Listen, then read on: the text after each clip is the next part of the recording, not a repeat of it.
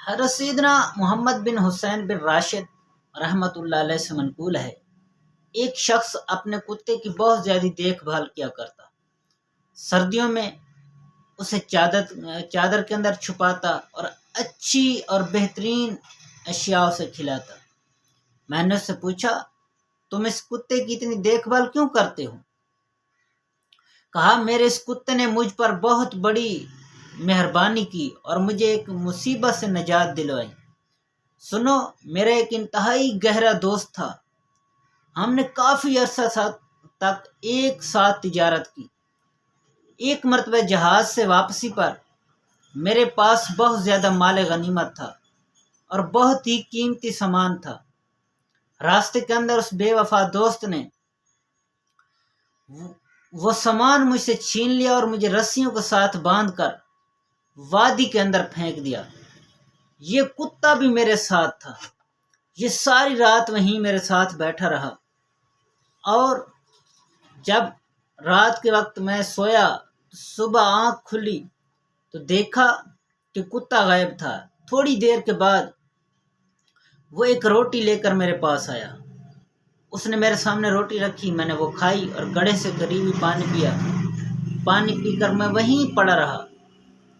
پھر دوسرا دن آیا تو وہ کتا روٹی لے آیا، پھر تیسرا دن آیا تو وہ کتا روٹی لے آیا، اور جب تیسرا دن ہوا تو وہ کتا روٹی جب لے کر آیا تو میرے سامنے رکھی، تو میں نے جب روٹی کھا لی تو پیچھے دیکھا تو میرا بیٹا کھڑا تھا۔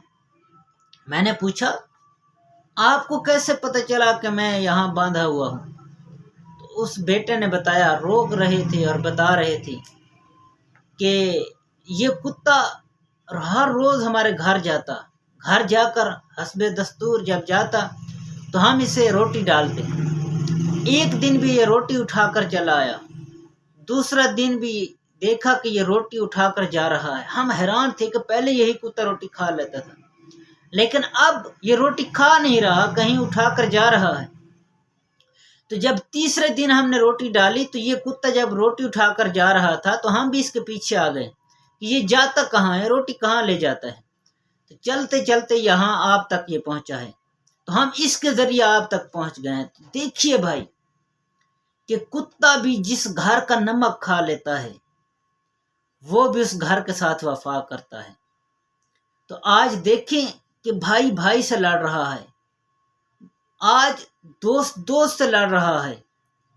مشکل وقت کے اندر ہم ایک دوسرے کا ساتھ چھوڑ دیتے ہیں، لیکن دیکھیے وہ کتا ہو کر بھی وہ اپنے مالک کا ساتھ نہیں چھوڑتا اور اپنے دوست کا ساتھ نہیں چھوڑتا، خود بھوکا رہ کر اپنے مالک کے پاس کھانا پہنچاتا رہا کہ میرا مالک مصیبت کے اندر ہے۔ تو آج ہم دیکھیں کہ ہمارا دوست یا ہمارا بھائی یا ہمارا والد یا کوئی بھی قریبی جب مشکل وقت اس پر آتا ہے تو کیا ہم اس کے ساتھ کھڑے ہوتے ہیں؟